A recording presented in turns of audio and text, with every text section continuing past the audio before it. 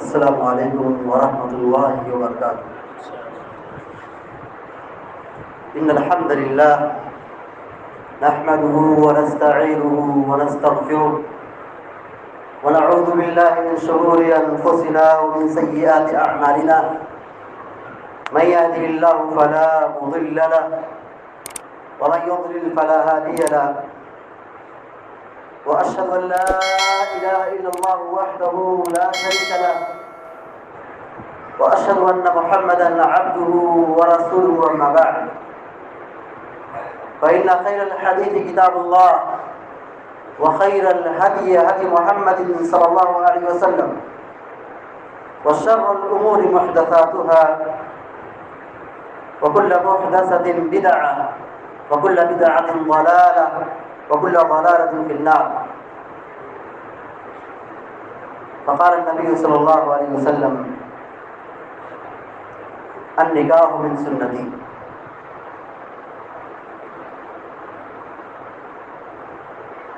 اللہ رب العالمین کا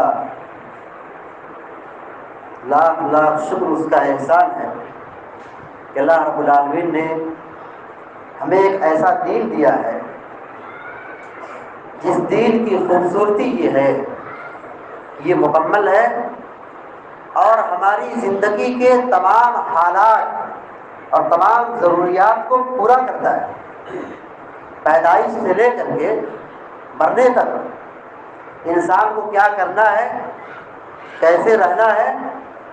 اللہ رب العالمین نے، نبی کریم صلی اللہ علیہ وسلم نے دین کے اندر پوری تفصیلات کو واضح کر دیا ہے، اور اللہ رب العالمین نے پیارے نبی علیہ السلام کی سیرت کو اور آپ کی زندگی کو ہم سب کے لیے اور سارے مسلمانوں کے لیے ایک بہت ہی جامع اسوہ اور نمونہ بنایا ہے۔ اللہ رب العالمین کہتا ہے لَقَدْ كَانَ لَكُمْ فِي رَسُولِ اللَّهِ أُسْوَةٌ حَسَنَةٌ۔ پیارے رسول صلی اللہ علیہ وسلم کی زندگی اور آپ کا منہج اور آپ کا طریقہ تمہارے لیے اسوہ اور نمونہ ہے، یعنی ایک مسلمان کو کیسے رہنا ہے، نبی کی سیرت کو پڑھ لیں۔ بدنصیبی کی بات ہے کہ ہم مسلمان تو کہلاتے ہیں، لیکن ہم نے نبی کی سیرت کو نہیں پڑھا ہے، نبی کریم صلی اللہ علیہ وسلم کے عقیدے کو لیا ہے، نبی کی نماز کو ہم نے تو لے لی ہے، مگر نبی کے اخلاق کو، نبی کریم صلی اللہ علیہ وسلم کی مکمل تعلیمات کو ہم نے قبول نہیں کیا ہے۔ اس کی ایک جھلک میں جس کو دکھانا چاہتا ہوں وہ ہماری شادی بیاہ ہے۔ النکاح من سنتی، پیارے نبی یہ کہتے ہیں شادی بیاہ کرنا یہ میری سنت ہے۔ انبیاء علیہ السلام کی خصوصیت یہ رہی ہے کہ انبیاء اکرام بہت شادی کرتے تھے، ایک سے زائد ان کی بیویاں ہوتی تھیں۔ اللہ کے نبی علیہ السلام جو ہمارے لیے اسوہ اور نمونہ ہے، پیارے نبی علیہ السلام کو 11 بیویاں تھیں۔ یہ اللہ رب العالمین نے آپ کو خصوصیت ادا کی تھی۔ تو کہنا یہ ہے کہ ہم نے نبی کی سیرت کو صحیح سے نہیں پڑھا ہے۔ پیارے نبی علیہ السلام شادی بیاہ کیسے کرتے تھے، صحابہ اکرام کی شادیاں کیسے ہوتی تھیں، یہ زندگی کا ایک بہت ہی اہم پہلو ہے جس میں ہم بہت کوتاہی کرتے چلے جا رہے ہیں، اور اسی کوتاہی اور اسی شرارت کا، اسی گناہ کا ایک اثر ہے کہ ہمارے سماج میں، ہماری زندگی میں سکون اور امن نہیں ہے، گھروں میں خیر و برکت نہیں ہے۔ اور دیکھیے دنیا کی کیا حالت ہے، 1 سال سے زائد عرصہ گزر چکا ہے، اس وائرس کے پیچھے پوری دنیا میں کوہرام مچا ہوا ہے۔ اتنے اچھے اچھے لوگ جو لاکھوں میں کھیلتے تھے آج خالی ہاتھ گھر بیٹھے ہوئے ہیں، جابلیس ہو چکے ہیں، بے روزگار ہو چکے ہیں۔ یہ اللہ کا عذاب کیوں آ رہا ہے؟ سنبھلنے کی ضرورت ہے، اپنی اصلاح کی ضرورت ہے۔ پیارے نبی علیہ السلام شادی بیاہ کیسے کرتے تھے؟ نبی کریم صلی اللہ علیہ وسلم کی ہم سیرت تو پڑھیں۔ پیارے نبی علیہ السلام جنگ خیبر سے واپس آ رہے تھے، سفر کی حالت ہے، خیبر سے مدینہ کی جو دوری ہے تقریباً 80-85 کلومیٹر ہے۔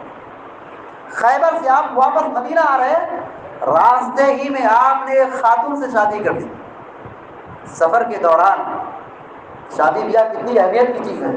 ہمارے یہاں ماحول کیا بنا ہوا ہے، منگنی ہوگی، پھر عیدی دی جائے گی، ایک سال گزرے گا، لڑکا جاب سے آئے گا، سعودی سے آئے گا، قطر سے آئے گا، 2 سال کے بعد شادی ہوگی۔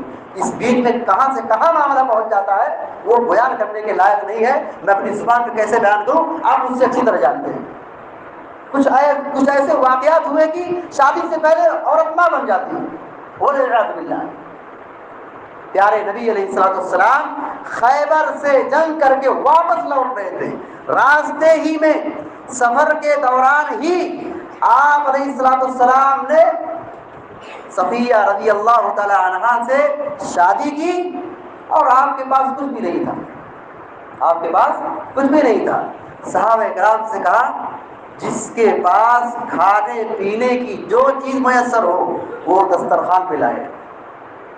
صحیح بخاری کی روایت ہے کہ صحابہ کرام کے پاس جو کچھ میسر تھا، کوئی ستو لایا، کوئی گھی لایا، کوئی کھجور لایا، کوئی پنیر لایا، جس کے پاس جو چیز تھی وہ نبی کریم صلی اللہ علیہ وسلم کے دسترخوان پہ رکھ دیا، اور رکھنے کے بعد آپ نے کہا کھا لو، یہ میرا ولیمہ ہے۔ کھانا کس کا ہے؟ صحابہ کرام کا ہے، اور ولیمہ کس کا ہے؟ امام الانبیاء کا ولیمہ ہے، پیارے نبی علیہ السلام کا ولیمہ ہے۔ اللہ کے نبی جو پوری دنیا کے لیے رحمت بن کر کے آئے تھے، آج ہماری شادی زحمت بنی ہوئی ہے، گھر میں 4 بیٹیاں کماری بیٹھی ہوئی ہیں، وہ اپنے ایک امید پر بیٹھی ہوئی کہ ان کی شادی ہوگی۔ 2020 گزر گیا، 2021 چل رہا ہے، کتنی کماری بیٹیاں بیٹھی ان کی شادی ہو جائے، کتنے ایسے نوجوان جو کنوارے بیٹھے ہیں ان کی شادی نہیں ہو رہی ہے۔ امام الانبیاء کی شادی کیسی ہوئی؟ آپ کے پاس کچھ بھی نہیں، ولیمے کے لیے کچھ بھی انتظام نہیں ہے۔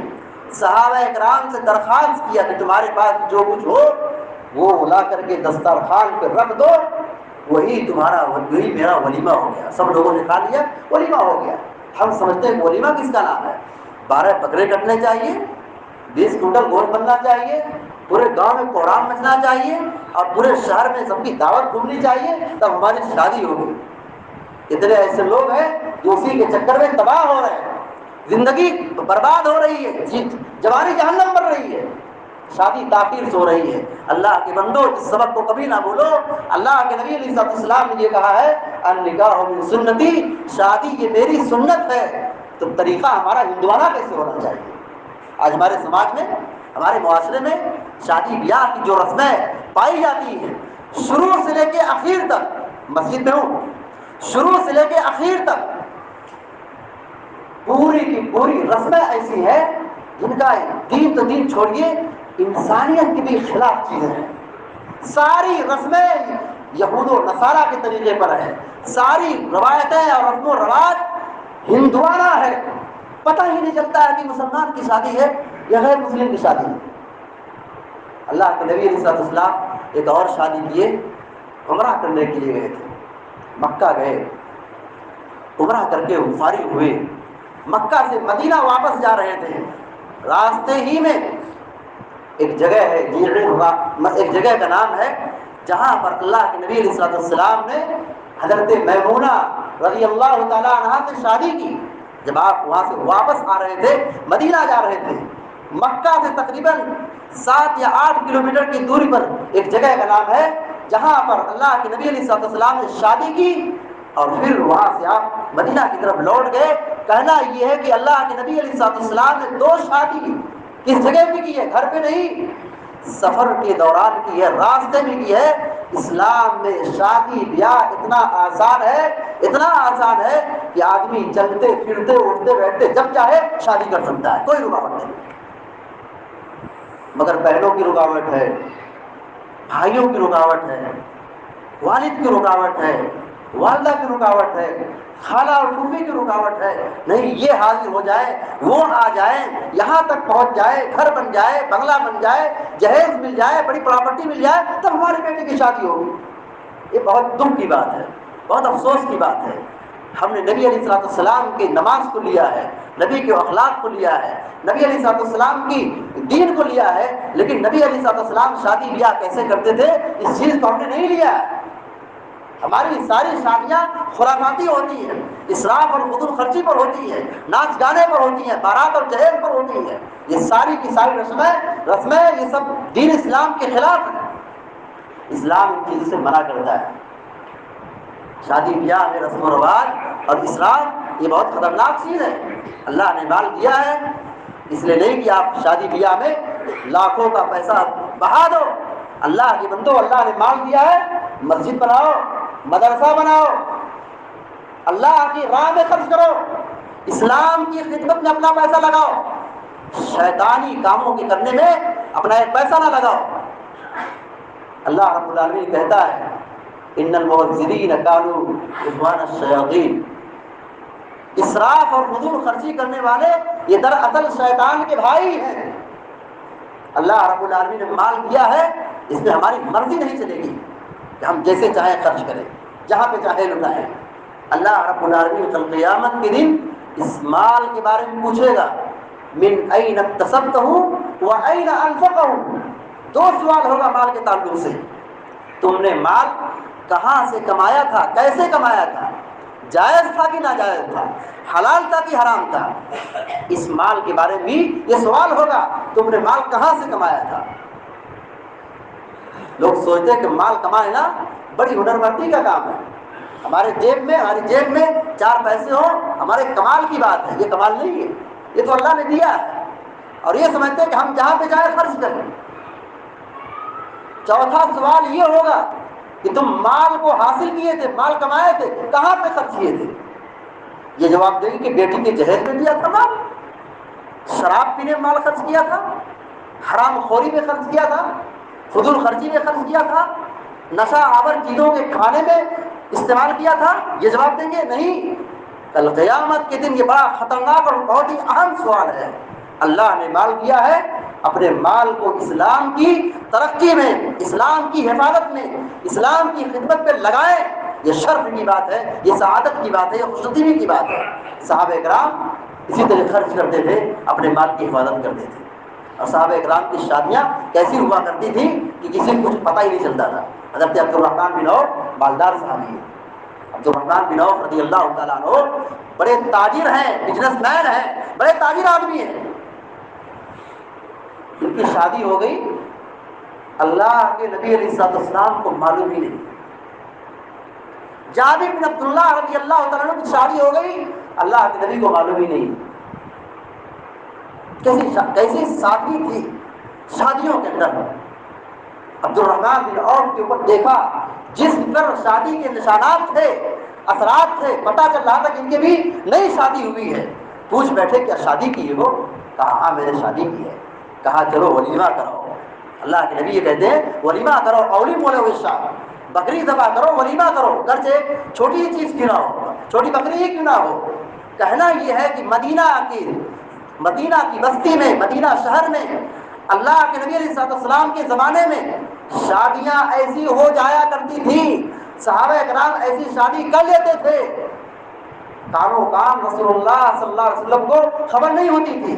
اور جس سماج میں، جس دور میں مدینہ کی جو نبی علیہ السلام مدینہ میں تھے، اس وقت مدینہ کی جو کنڈیشن تھی، مدینہ کی جو آبادی تھی، بہت بڑی آبادی نہیں تھی، بڑی چھوٹی آبادی تھی، سمجھ جائیے کہ بابو سرار کی آبادی تھی، اتنی ہی مدینہ کی آبادی تھی۔ اب سوچئے ہمارے یہاں شادی ہوتی ہے، پوری دنیا میں ڈنکا پیٹا جاتا ہے، پوری دنیا میں کوہرام مچایا جاتا ہے، کہیں پٹاخے داغے جا رہے ہیں، کہیں اسراف اور فضول خرچی ہو رہی ہے، براتیوں کی لمبی فہرست ہے، خرافات اور ایسی رسمیں کہ جو بالکل ہندوانہ رسم کی ترجمانی کرتی ہے، اسلام کے بالکل اپوزٹ، اسلام کے خلاف ہے۔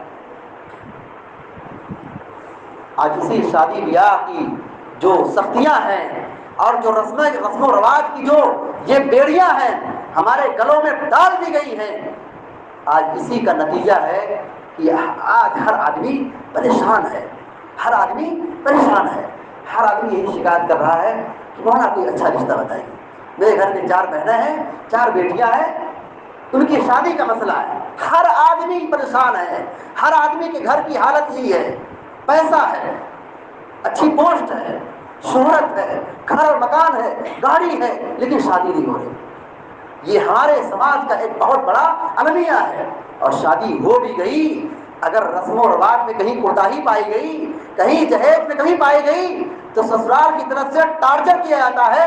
اور کتنی ایسی نوی نویلی دلہنیں ہیں، کتنی ایسی جوان لڑکیاں ہیں جو جہیز کی رسم اور اس ہندوانہ رسم کی وجہ سے سختیوں کو جھیل نہ سکی اور خودکشی کر بیٹھی. یہ ہمارے نوجوان کب بیدار ہوں گے؟ یہ ہمارے ذمہ داروں کی آنکھیں کب کھلیں گی کہ اس رسم و رواج کے پیچھے اپنی جوانی کو اور اپنی انرجی کو کب تک قربان کریں گے، کب تک اس کو برباد کریں گے؟ ضرورت ہے کہ جاگیں، ضرورت ہے کہ بیدار ہوں اور ایسا سسٹم نافذ کریں کہ بابو سلار اور مسلم سماج کے اندر باراتیوں کا کھانا نہیں ٹکنا چاہیے. یہ سسٹم ہونا چاہیے. یہ عہد کرنا چاہیے کہ ہم ایسی جگہوں پر کھانا کھائیں گے ہی نہیں جہاں پر رسم و رواج کی بے حرمتی ہو، جہاں پر رسم و رواج کے مطابق شادی بیاہ ہوتی ہو، یہاں پر قرآن و حدیث کی مخالفت ہوتی ہو. یہ ہمارے نوجوان اور ہمارے ذمہ داروں کو جاگنا چاہیے. اب نہیں جاگیں گے تو کب جاگیں گے؟ ورنہ اگر یہی دور رہا، یہی صورتحال رہی کہ شادیاں مشکل ہو گئی، تو ایک وقت ایسا آئے گا کہ ہماری بہن بیٹیاں غیروں کے ہتھے چلیں گی، غیروں کے ساتھ بھاگیں گی. اور آج شہروں میں کالجوں میں یہی ہو رہا ہے کہ بہت ساری بچیاں، مسلم بچیاں غیر مسلموں سے شادی رچا لی. وہ سوچتی ہیں کہ ہماری شادی بڑی تاخیر سے ہوگی اور پھر اس کے پیچھے بڑا پیسہ خرچ ہوگا، ابو کا بھائی کا مسئلہ ہے، چلو غیر مسلم کے ساتھ بھاگ جاتے اور اپنی شادی رچا لیتے. اور ایسا بہت ہو رہا ہے. اس فتنے کو کون بند کرے گا؟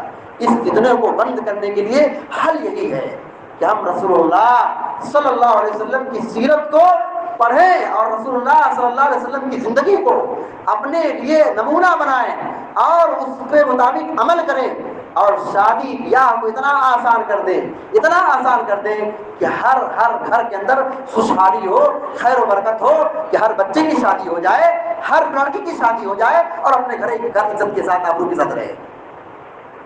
اللہ رب العالمین سے ہم دعا کریں، یہ اللہ رب العالمین دعا کرے خصوصی طور پر، اور اللہ رب العالمین سے مانگیں کہ یہ جو فتنہ اور سیلاب اور جو یہ سختی پائی جا رہی ہے، جو بگاڑ پایا جا رہا ہے، یہ سختی اور بگاڑ ہم سے ختم ہو جائے.